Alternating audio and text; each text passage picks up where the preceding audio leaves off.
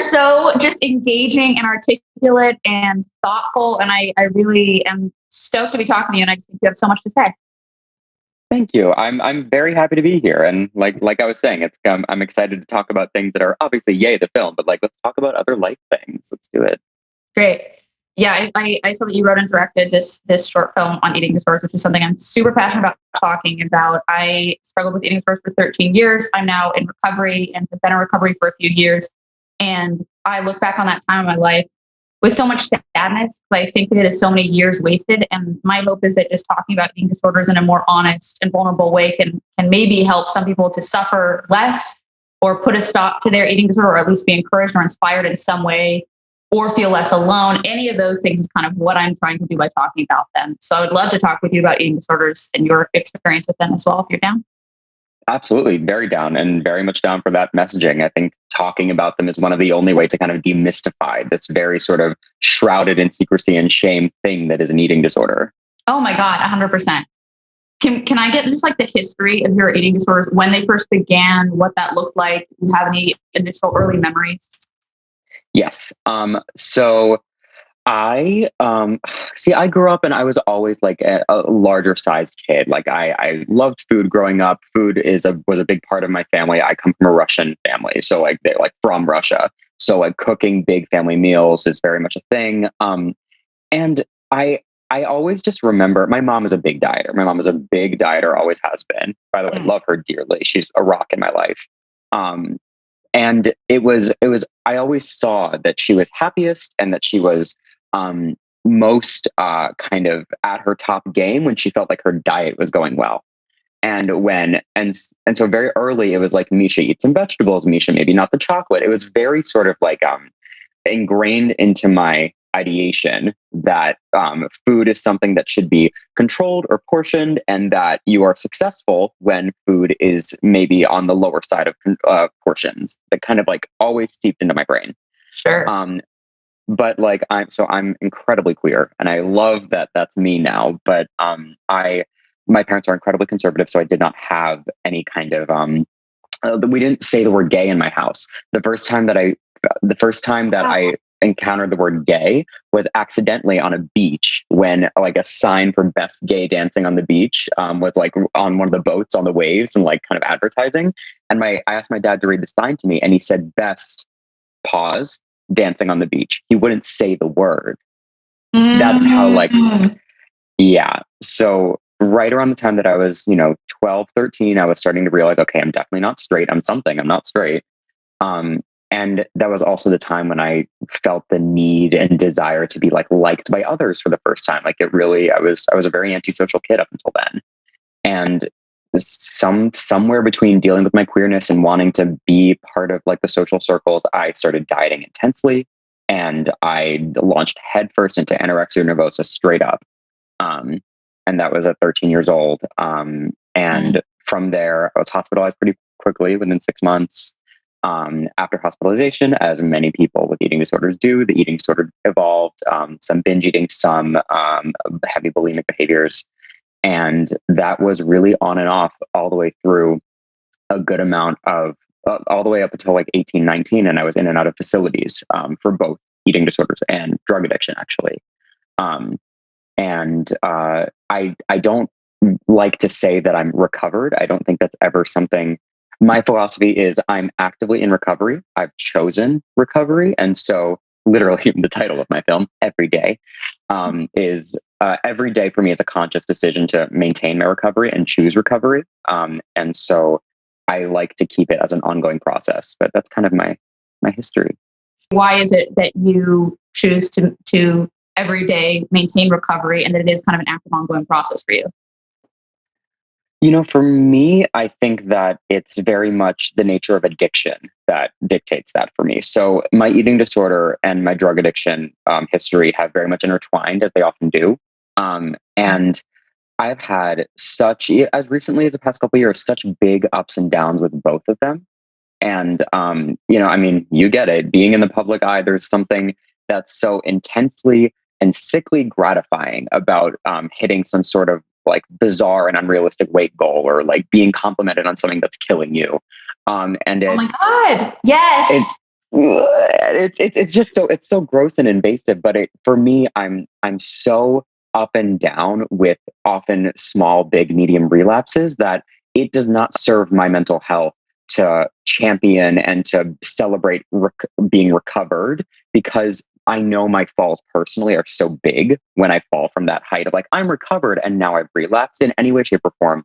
It's so hard to climb back up. And I've actually found a lot more peace in being able to say, today was you relapsed today, Misha. That was not the healthy behavior. And tomorrow you will do better. And that is fine. What was your body image like then before, prior to eating disorders? Did you feel like you had generally decent body image, or was it something that there was kind of an underlying gnawing discontent with it? How would you describe it? I've always hated my body. I've never known a time when I did not dislike my body. And it was, as many people with eating disorders kind of experience, it's like kind of a perfect storm. I think I remember even you talking about this in one of your previous episodes, and I geeked out about it. But it's like, I was bullied a lot as a kid because I was awkward. I was rather large. I had, horrible acne from a really young age. Like I didn't know how to make friends. My parents didn't really socialize me in any kind of intense way, because in Russian culture, you go to school, you get good grades, you come home, you play 3 different instruments, you go to bed. That was my life. And on top of that, being stifled in every which way, as a kid wanting to wear dresses, as a kid wanting to play with dolls, or, put paint on my face, and things that I now recognize were my queerness, like literally begging to come out. But all of these things about me were so suppressed. And then in school, I was so, just outcasted and bullied. And so I always felt that there was inherently something wrong. There is something wrong with me. It's probably something that people can see. Therefore, it is my body. So I've never known a reality that was anything but that. And so when I was given, or when I found this dieting, this exercising, this losing intense amounts of weight very quickly, it was, as many people with the eating disorder experience, it's control. I felt in control. I felt powerful. I felt like I could accomplish anything because I can now do this to my body and nobody can take this away from me. Which is obviously incredibly problematic thinking, but that was my superpower at the time. Well, I also think it's really important to talk about that type of thinking honestly, because I think it's something practically, if not everyone, most people with eating disorders experience, or who have had eating disorders experience. And I think that just pretending like they're just completely negatives and that there's no sort of positive reinforcement that they're getting from them is denying the reality of them, and then actually probably setting back the narrative of eating disorders further. So I'm glad that you're willing and able to talk about that side of things, because I feel like it's something that some people are kind of resistant to talk about. It's like, well, I don't want to talk about the positives because then, But I mean, I think you're absolutely right. It sets a narrative back, because food is such an integral part of our lives, right? Body image is such an integral part of our lives. Eating disorders in film and media are romanticized, but specifically to the her. I don't even know how to ask this question, and I have no authority in it, but how is the her, or how do you think the her of eating disorders is different from the they of eating disorders? I'm going to walk this back to a positive experience and then talk about all the negative that is built into that. Great. I recently came out as non-binary, and it was, literally, I can't ever talk about it without not getting goosebumps, because like it was such a formative, positive moment in my life. I'm in my apartment. I'm alone. So my roommate was away visiting his boyfriend, and I was just sitting in quarantine thinking about myself, my queerness, all this stuff. And it really bubbled up to the surface. Okay, Misha, you hate he, him. I do not identify with he, him pronouns. I'm not a man. That is not something that I identify with. Not a woman. I don't identify with she, her. So they, them came about. Non-binary happened. It was midnight. I'm in my apartment. I'm naked because I'm by myself. And my shame about my body and the way it looks and the way it moves is so deep, unfortunately, that I don't even like dance around my apartment naked for joy when I'm by myself, even, because I feel that some invisible eye is watching me and commenting on how ugly I look. That is a thing that is in my head, unfortunately. And for the first time in my adult life, I truly put on Lady Gaga, of course, and I danced around my apartment for actual joy in this electric way, because the declaration to myself, not on social media yet, not to my friends, not anything, of non-binary and rejecting the he, him was so freeing to me in my body that I felt the desire to dance like literally nobody was watching. So I guess when it comes to eating disorders and how they're often characterized with the she, her, and how, even growing up as a man and going through eating disorder treatment as a man was so alienating to me because it already felt like nobody had a way to talk to me because most of the people around me in some of these hospitals were girls, and a lot of the treatment was oriented towards, for lack of a better word, the female experience. So I felt like from the get, nobody understood me. And I felt like there was no place for me and my eating disorder and my thoughts because I was already not the typical thin white girl that was often going through this in the cultural narrative we have now. Okay, so then you enter recovery at what age were you? So it's actually tough because my eating disorder kicked into such high gear at 13, 14. And so, I'm a minor, my parents are in charge of me, and I dove pretty heavily into both eating disorder and drug addiction behavior so early and so intensely that I went from physically decently healthy to I literally died, like heart stopped, died. And it all happened so quickly within a period of 6-7 months that my parents got, I type A personality. We will go for it and then some. Me too, baby. Let's get into it. Yeah. So, I mean, part of my whole history is that I actually got sent away to residential treatment centers. And it's a whole nother beast because I went to those really scary places in Utah, and there was a whole conversion therapy aspect there. There's like my next project that I'm writing is absolutely about my experience inside this crazy, corrupt, seedy world of the troubled teen industry, because that was my whole childhood.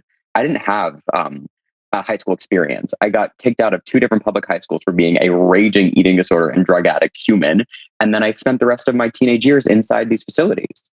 It's so isolating. It seems like the only thing that it's going to do, in my mind, would make the issue worse. Because where's the community? Where's the empathy? Where's the compassion? Did you feel like you were just being, what was your experience once you entered recovery? Were you, I can't feel, I want to make a distinction that I actually don't think I entered recovery until around 18 or 19 years old when I finally became an adult and kind of went on my own. Because up until then, inside these programs, I was a literal prisoner, obviously, but also their mode is to sit you down from 5:30 a.m. to 10 p.m. every single day in their various forms of grueling therapy and cleaning and physical drills and hiking through the desert. And you are left with nothing but your own shit. And you're forced to look and smell and interact with your own shit for God knows how many months, years in my case, but with the idea is basically to break you down so that you enter society as a reformed individual. But I have yet to figure out where the fucking reform was. It was very much like, you are wrong. You've fucked up your life. You have now these issues to deal with, and you're going to sit in it until you figure it out. They're really problematic places. And it's hard to talk about only in that my parents love me so deeply. And I now as an adult realize that. And they were given this pitch about these facilities that would fix me in every way because they weren't able to, my parents.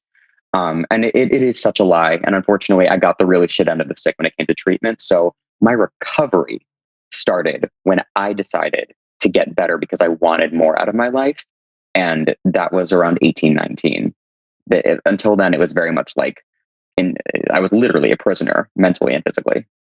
I do feel like in order to properly enter recovery, it really has to be a decision of the self. I don't think it can be pushed or prodded or anything that you can be led to. I do feel like it just has to be that turn in your mentality, that choice to put yourself first, that taking of accountability. And I think it's a difficult thing to, because eating disorders affect so many young people. I feel like that level of accountability can be really difficult to take on when you're a young person.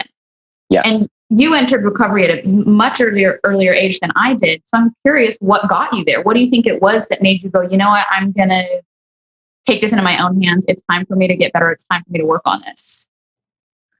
I mean, I remember practically what happened.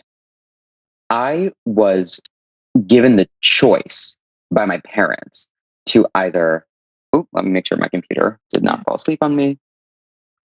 Love technology. No, we're still recording. I was given the choice to either, essentially, the facility that I was currently at, it's one of these trouble team facilities, was not going to give me a proper high school diploma. It would be a sort of certificate. And I would not have what my parents always billed as the only bright future possible, which is a college degree and a career. That's the only bright future that a Russian parent ever wants for their child, truly and honestly. And I was given the choice by them to either stay in this facility and potentially have a quote unquote shit life, because I wouldn't have what they saw as a golden ticket, the high school diploma. Or I could get my shit together, actually attempt recovery, and my parents would muscle me out of this facility and get me into some kind of normal high school, boarding school, something that would give me a high school diploma. And I don't know what it was, and maybe it really is that internalized ideology from my parents, but the idea that, this is a defining moment. I have to choose if I'm going to graduate high school or not. For some reason, it kicked something into high gear for me. And I, at least in a triage type way, put the eating disorder aside, put the drug addiction aside, and said, Misha, you gotta get your shit together and you have to get yourself a high school diploma somehow. And that set the ball rolling. I ended up going to a boarding school because I legally, literally couldn't go home because of all the shit that I pulled.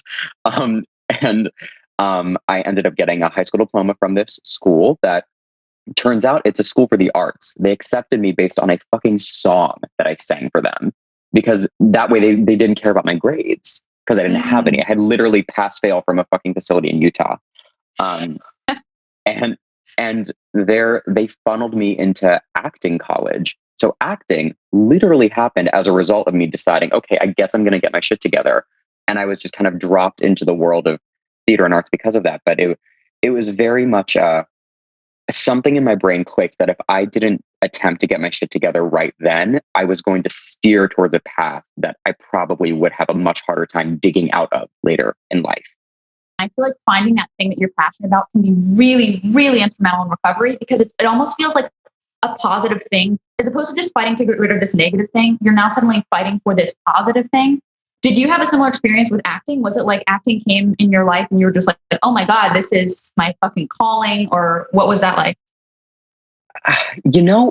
This is really problematic to say, because I'm literally now promoting a film in which I am acting, by the way, which I'm incredibly proud of. Yeah.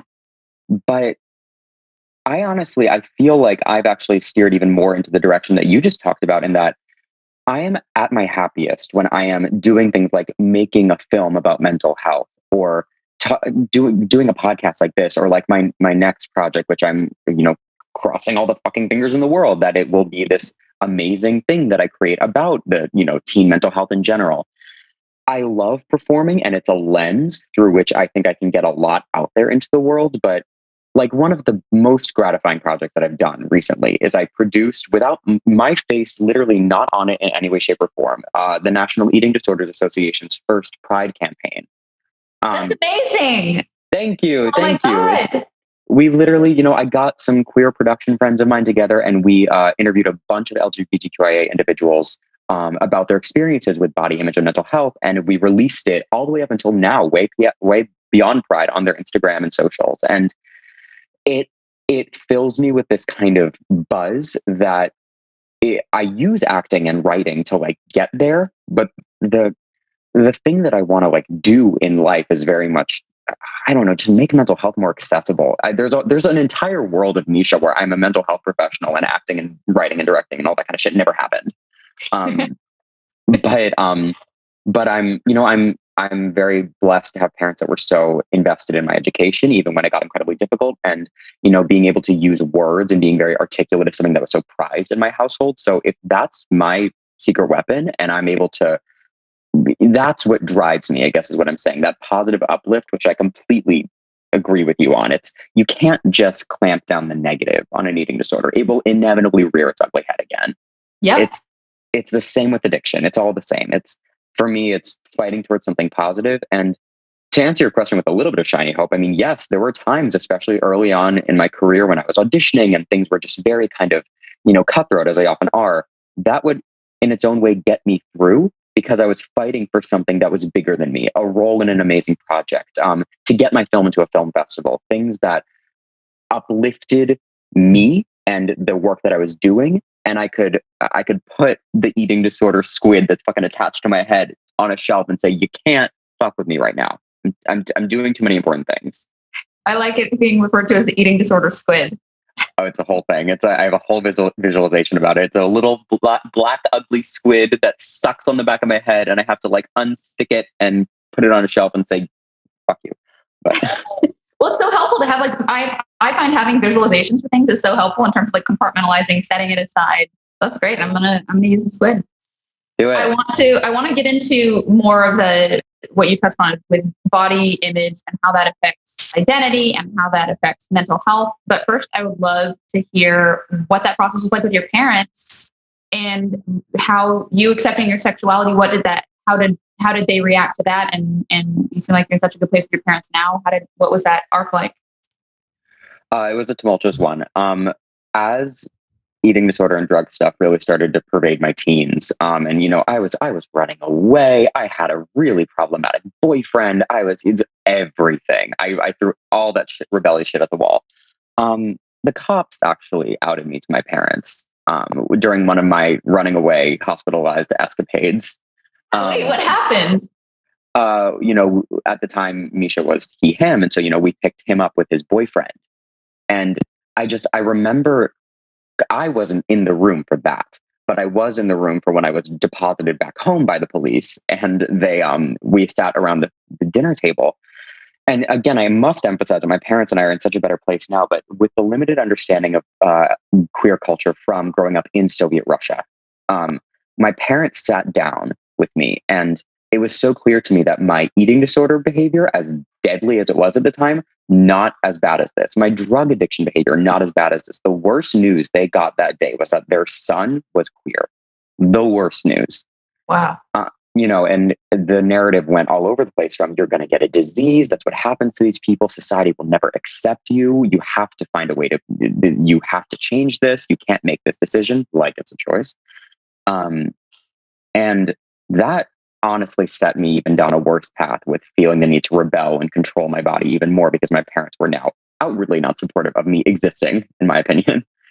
And unfortunately, a lot of the facilities that I went to have a real conversion therapy aspect baked into them, especially in Utah. It's so bad. They basically frame it as like all the problematic lifestyle choices that you're making, the drugs, the starving yourself, and of course, who you're dating. Like, we have to change all this. Don't you want to be better? Can't wait to blow the lid off that shit. But from there, it was very much a me journey because my parents and I did not talk for many years. We didn't communicate much at all. Wow. And I went through college as a gay man, and I found some identity there, but I always felt a lot of bit alienated by especially kind of Hell's Kitchen or the WeHo kind of gay culture. And I just never felt at home. And, then I started experimenting with gender expression. And, as I moved to New York and was trying to become an actor and, doing photo shoots with friends in, traditionally feminine clothing or, wearing heels. Oh my goodness, on a night out, like the very little things that were so intensely liberating for me. Like I wore heels to a birthday party of mine, to like a bar that my friends and I often went to. And just like, I felt like a fucking superhuman that night because all of a sudden I was showing people what I felt on the inside, which was a very new experience for me. And it all kind of culminated in this most recent kind of declaration, and that I am outside of the binary, and that feels so fucking good. And it's funny, the positive things about the eating disorder that you feel, the empowered from feeling lighter and thinner, and all of these kind of the empty feeling that drives people with eating disorders so forward, is I got a real dose of kind of what I believe to be the healthy version of that with the non-binary coming out. I felt lighter. My skin felt electric. I can't talk about this moment enough because it was so gratifying to feel a positive version of this empowerment that my eating disorder used to give me. So that's kind of that arc. Yeah, no, completely. All right. So body image and identity. How do you think they're related? Do you think they're completely just enmeshed? Do you think that positive body image, how does that impact your identity versus negative body image? So my life has been defined by negative body image, right? Like the amount of hours, days, weeks, months that I've spent hating my body, judging myself for what I put in my body or what I don't put in my body, trying to aggressively change my body, that was my identity. And I think that's really, I mean, tell me if you agree, but like my eating disorder was my best friend, my identity, a better boyfriend or partner than I've ever had. It everything. It became my everything. It's a voice that I knew and know so well, and it felt like it was my best friend that knew me better than anybody. So I actually I think that they are incredibly enmeshed, body image and identity, but it feels like this thing where wires get crossed, right? Like so early on for some reason, and it sounds like you have very much a similar experience. Like you buy into this thing that the eating disorder will solve everything. It will make you beautiful and liked and powerful and all of these crazy, crazy, crazy things that shouldn't happen in a young mind, but they do. And so my process has been divorcing painfully. It's still a process, divorcing my identity from this thing, this separate thing, the little black squid, that is my eating disorder. And it's fucking scary. And on the daily, like even when I'm like, freaking meditating, journaling, or even simply like going out to eat with friends, it's weird to tell the squid to sit on the shelf because the squid was my identity for so fucking long. And I'm intensely jealous.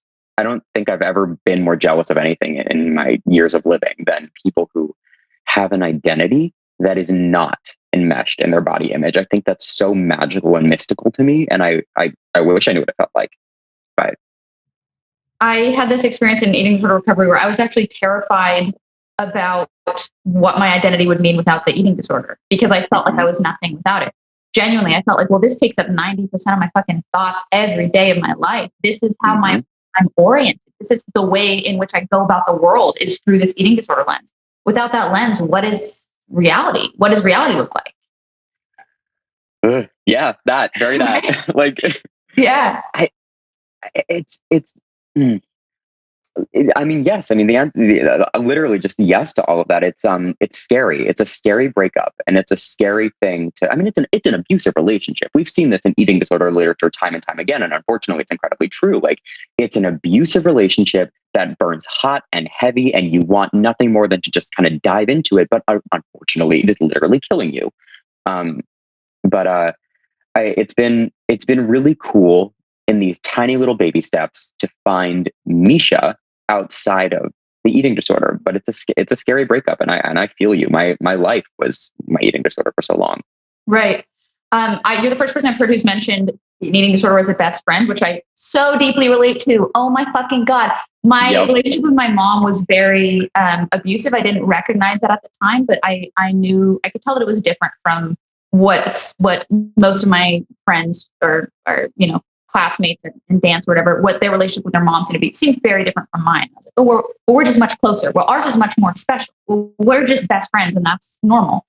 But when my eating disorder began when I was 12, that was the voice underneath it was the only voice that could sort of get to me stronger than my mom's voice could get to me. And it was also very conditioned by my mom. Like my mom had a history with anorexia. She was hospitalized for it on several occasions. So she was supporting my eating disorder, which only made it stronger and feel like, well, this is the voice of my best friend. While it was an incredibly toxic and abusive relationship, to your point, I at the time didn't realize that. And it felt, and I think that's an important distinction to make because I think at the time when you're in it, it can feel like, no, this is the voice I should listen to. This guy's helping me out here. This is the proper voice. And it's only once you start putting your actual self first and your actual identity ahead of your eating disorder identity that you start to realize, oh, that voice was lying to me all those years. That voice is kind of a bitch. And which is a mind fuck, right? Because it's like, how on God's green earth do you explain to a very young individual, somebody who's going through like being a child actor, somebody who's like discovering queerness at 12 years old, that voice, this all powerful voice in your head that's telling you how to make it all better, is lying to you? What? You can't tell somebody that. Yeah. And it's still a bunch of mind fuckery to even think about it now. Like I can't pretend like I don't wake up every morning and still say hello to my eating disorder voice. It's there. But the distinction I've been able to make now is that it is in fact my eating disorder voice. It's not my voice. And I think that's kind of what you're getting at, right? Like it's the trusted voice that felt like you, like a part of you when you were growing up and having eating disorders kind of like run your life. It's not your voice. And I wish for fuck's sake that we could kind of figure out, I'm a geek. I want to know like the genetic code that makes this strange kind of self-destructive thing happen in our brains. Like one of the things that I always absorbed in one of the few amazing therapists that I had in this whole litany of treatment that I got that was unfortunately not brilliant, was the quote was, genetics loads the gun, environment pulls the trigger. Yes. And that hit me so hard, and it still does to this day, because I reached a point when I realized, especially, my body was literally breaking down. Like I was, every physical symptom of starvation and other eating disorder behaviors and drug addiction behaviors was really riddling me. Like I did a number on myself, and I was getting so sad. I was like, why do I do this to myself? And why can I not seem to find a way out of it? It feels like I've been burdened with this like very heavy, dark affliction that will never fucking leave me. And the therapist brought up, genetics loads the gun, environment pulls the trigger. It ain't your fault that your brain, for some reason, latched onto this coping mechanism, because all it's trying to do is keep you happy and alive. Something happened or is happening inside of you, outside of you, wherever the fuck it is, that is making you feel like you need control and you need happiness and you need to feel loved. And you found something that is giving you that tenfold. So how could you say no to it, especially at a young age? Right. Then where do you think identity begins once you start to separate, once you start to choose your own voice, right? And set your eating disorder and separate the eating disorder voice from your own voice? Where do you begin to, okay, well, I'm left now with myself. How do you start to work on that identity? It's a great question. I know it's a huge question. Yeah. Well, I mean, look, it's something that I'm literally exploring now today. Like as I'm figuring myself out, I think it's so much softer than people realize. I feel like identity happens in very little moments in life, like relationships, as you start to make friends as an adult, when you can really pick your family. I think, making art certainly has helped me, and finding creative outlets has helped me. But identity is it's this kind of precious little thing that you have to nurture and water and grow. And it's not as simple as, like the influencers that find identity in literally being, face tuned to all good hell on Instagram, or I know some performers that literally don't have a kind of a functioning verbiage outside of what their next TV show is. And yes, it's, it's so easy to find these quick fixes: an eating disorder, drug addiction. I'm an actor, I'm an influencer, but that's not your identity. Those are things that you do. Identity is this much softer kind of internal thing that when you're left alone, literally alone in your house, dancing naked potentially, who are you? And what do you like and value? And I am still answering those questions. I do not have a lot of the answers of those questions for myself, but I've been really learning to appreciate that, when I desire to sit down and read a book because I want to, read a love story about queers in like 12th century Ireland or some shit. I do this shit all the time. It's that is part of my identity much more than any eating disorder or any photo shoot or any TV or film project that I do, because it's something that I desire for me and do it when nobody's watching. That is the small little pieces of identity that I'm starting to realize exist outside of these big grand things, whether it be an addiction or a job or whatever it is. Absolutely. You also mentioned sort of what you like and what you value. And I think that's definitely, I've been thinking about this a lot recently of, well, yeah, what is the framework of my identity separate from, well, I used to be this thing. I used to have an eating disorder. I used to be, and then here's what I am currently. And again, my mind absolutely goes to the job title, the thing that I'm pursuing. It just wants to latch onto those labels for some sort of comfort, certainty, question mark. I don't know. It's just like, oh, it helps with control, probably, to be honest. It's probably just feeling that sense of control. But I find that when I go back to, well, what are the values that I like to live my life by? It feels more like an engine to my life than an endpoint. It feels more like the process than the result. And it feels a little bit more peaceful. I'm kind of high strung naturally, so I'm not like sitting here chilling with the chamomile tea. I don't know what that's like at all. But so I'm glad that you mentioned the values. So I do think that's a really helpful thing for people to hear. Yeah, well, I mean, it's also one of those things that, like, unfortunately, our society doesn't prize. We live in Western capitalist culture. Like, people want to know what your following is, how much money you can make them, and whether you can get them ahead, and vice versa. Like, unfortunately, that's the world that we live in, especially in America. And I think that's a big part of, especially why body image and peddling this impossible standard for body image and eating disorder behaviors is so kind of enmeshed in our society, because we're so result oriented. We're so, how can I become famous? How can I become important? How can I become beautiful? How can I become worthy? And that's just, I think, identity, like you were saying, it's about what you value. And it's this, I keep coming back to this, like, soft internal, like, what is going to, like, the engine drive you forward, not get you to an end point. Right. Can you talk me through sort of your lowest phase in your body image, and then maybe talk about your experience with it now, like where you feel like you're at with it now? Yeah. Lowest phase was probably, most definitely, it was at the peak of sort of when my anorexia and bulimia behaviors all kind of melded together, when I was going in and out of inpatient eating disorder treatment. So, like, weeks or months at a time, not being sent away to, like, a facility. And I remember this feeling of trying to hold on to, any kind of weight loss. And I keep going back to my body. I'm a very physical person. And, my skin was so dry that it was like peeling off of me because I was so dehydrated. I couldn't think straight. I literally smelled like a rotten banana because my body was literally rotting. Like, it's these things that happen when you abuse your body. And at the time I was also, I also didn't want to be in reality. Drugs of any kind were give me. Like, I didn't care. I didn't have a drug of choice. I was just like, what prescription, illegal drug, anything can get me out of this reality. And I did have this moment when I'm like, oh, Misha, you just don't want to be on planet Earth. And it was probably the only real time in my life when I was incredibly suicidal. And when I felt like depression was something that would kind of overtake me, because nothing seemed to work.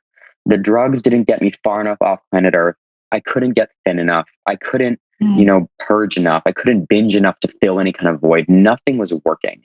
And it was this very kind of, for a 14, 15-year-old to have this sort of like out of body experience of, oh, this is how it goes down. This is how you might end. That was that I would consider my lowest. I've certainly had other lows in my life, but that's the one that sticks out of my head. In terms of now, I function very well with anti-inspiration. The film that I made, the eating disorder one, it was anti-inspired by the media that I've seen so far about, again, the thin white women bent over a toilet graciously wiping their lips.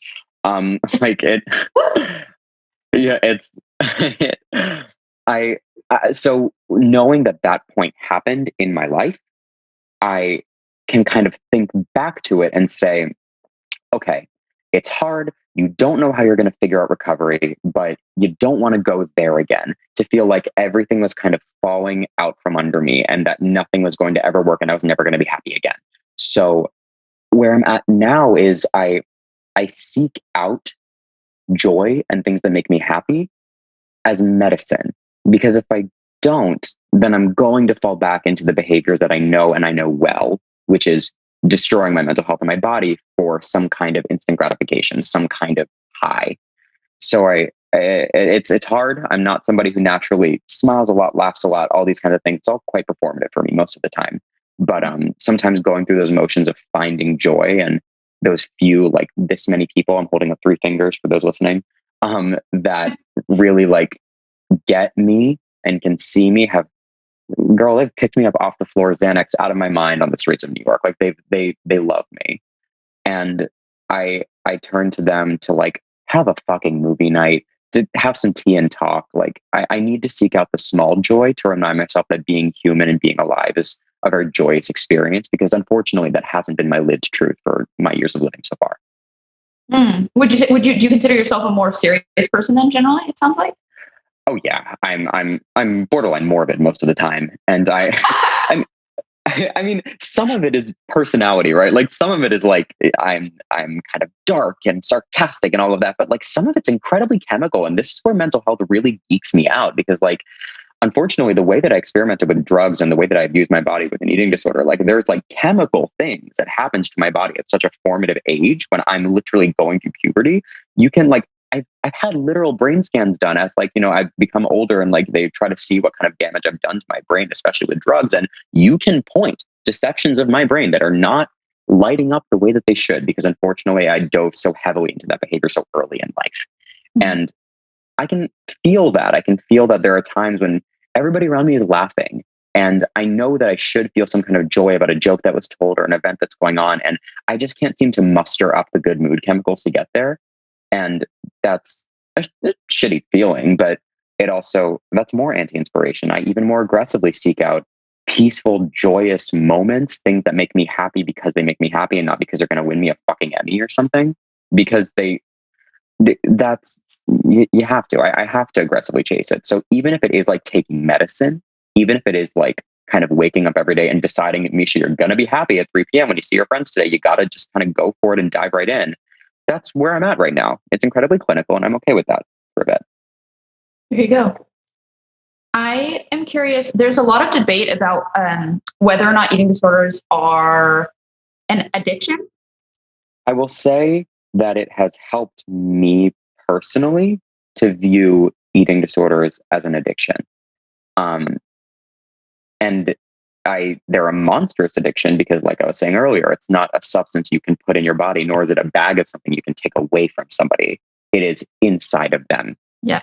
It is baked into your brain somehow. But that's also a very individual thing. Like just like you and I were talking about earlier, like, excuse me, as I burp up 10 beverages that I've had. Just like you were saying earlier, like it's, recovery as an active choice every single day is very helpful for maybe somebody like me, but there's a lot of people that take a lot of pride in being recovered.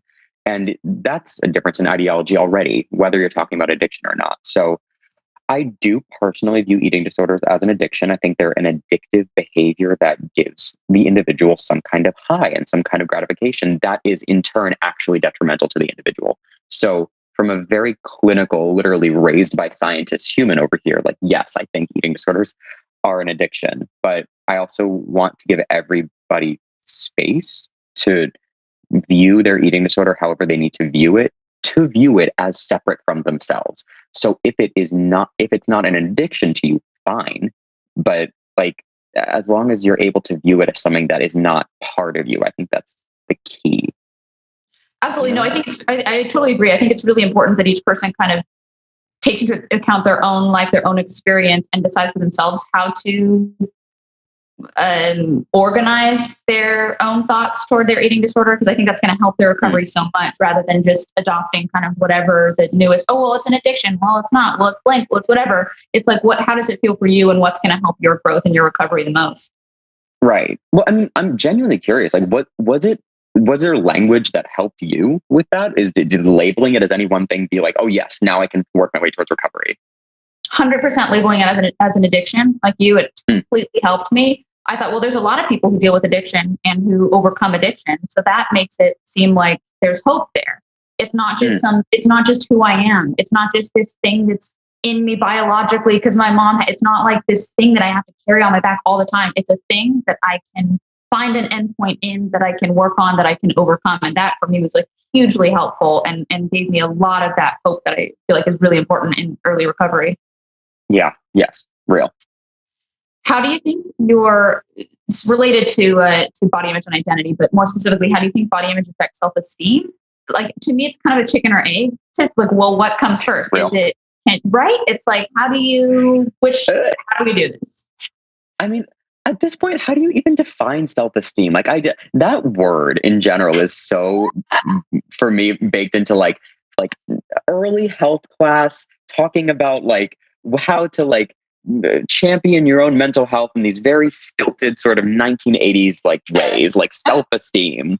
Don't bully other people because you will hurt their self-esteem. What is that? What is that thing that people are so afraid of hurting? I don't know. But like body image and self-esteem. Body image is how we see our bodies, right? And that's, I think, really important. It's not how other people see our bodies. It's how when we look in the mirror, when we visualize ourselves in our head, how we see our bodies. So we move through the world in this body. Therefore, if we don't feel good about the body that we're in, I think, of course, your self-esteem is going to tank. I think that's like one of the most reductive but helpful ways to look at it. But yeah, I have to like separate Misha eating disorder thoughts from these moments in my life. Very few, I can count them probably on two hands and no more. When I've felt pride or joy or excitement about an accomplishment that I've made or a thing that I've done, a friend that I've helped, and it was so outside of me, and yet it brought me so much confidence and joy. Helping, specifically, I'm thinking about a New York friend of mine that was badly in need of just a friend to be there during a really hard time in their life. And I dropped a lot of things. I was in a show at the time. My schedule, 8 shows a week. It's fucking crazy. Like you literally go home and sleep and do it all over again. And I went to their apartment and I spent the night and I, mommed them the best that I could. And I left the next day, the next early morning, underslept, really tired, like probably not going to do a great performance at night, but I did something that I knew was intensely good outside of me. And that boost of self-esteem that I felt from that was this kind of new dose of, oh, you can contribute to life and society and other people in a way that is not about you and that can uplift you.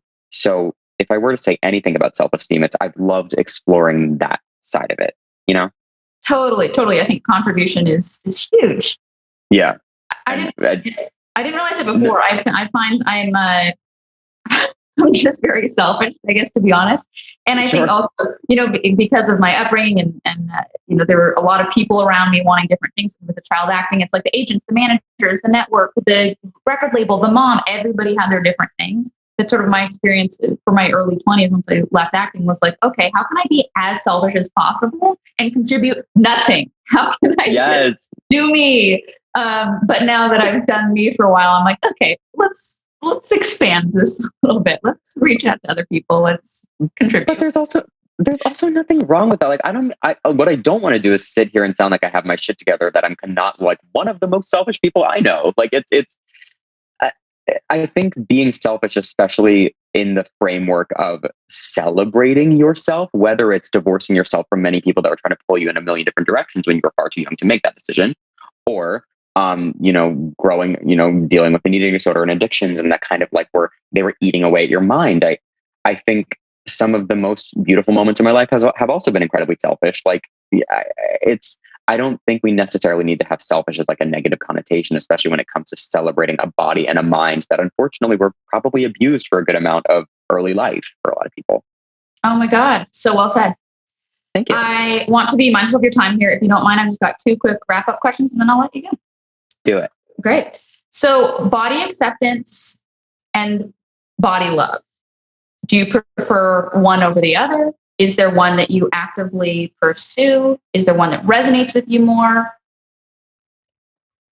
I don't often wake up in the morning and either accept or love what I see. I think both, or what I feel, so much of it is, and I'm sure you know this, but so much of it is feeling too, like what my stomach feels like, how I feel my arms are sitting on my shoulders, how I fit into clothes that I wear every single day. Like I don't often love or accept those things. In fact, most of my time, even in recovery, is spent fighting the thoughts of, God, I hate this. God, I hate how I look. God, I wish I was this or that. I really enjoy a term that actually NEDA, National Eating Disorders Association, their staff and I have been kind of tossing back and forth this past year, body reclamation, because I haven't felt like my body has been mine for years. And whether it's a gender identity thing or queerness thing, or, straight up recovering from a horrendous eating disorder thing, I have very little knowledge base of what it feels like to wake up in the morning and feel like my body is mine. I control it in a healthy, loving, nurturing way and not an abusive way. So if I'm going to stick to any term, I really enjoy body reclamation because I want to reclaim what it's like to live happily and joyously inside a body, not to be constantly at odds with it. I had this amazing therapist in eating disorder recovery who told me the distinction between body acceptance and body love. Because I went in thinking like, I fucking never liked having boobs. And they always just felt like fucking there. And I mean, my mom died of breast cancer, so I'm sure that like contributed in some way, but I was just like, I don't like these fucking things like on me. They're just excess and lumps and get them off. So I went in like saying, he was like, give me one body part that you hate. And first off, I was like, wait, I can talk about what I hate in recovery? I thought that recovery was about like pretending to like everything. And he was like, no, we got to be honest here with what you actually feel and what you actually think. That was a new concept for me, first off. So then I'm like, okay, I hate my tits, like hate them. What the fuck are these things? And he goes, okay, so let's talk about like how we can maybe try and reframe that in a healthier life. And I was like, I'm never going to love my tits. So why are we even having this conversation? I'm not going to go from my hate to I love magically, woohoo. And he goes, no, that's not what I'm talking about. All that we have to get you to is, you know what? He goes, what do you like better than what do you care about more than your body, period? And at the time I was like, well, writing is what I'm really passionate about.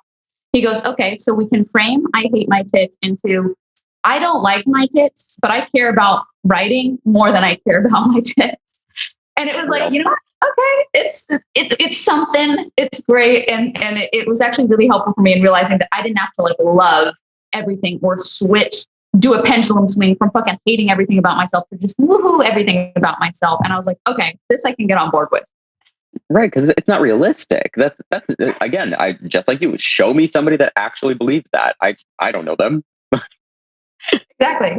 All right. And then finally, to wrap up here, do you have any advice for anybody out there who might be really struggling with their body image right now and just kind of doesn't know where to turn, where to begin, where to start?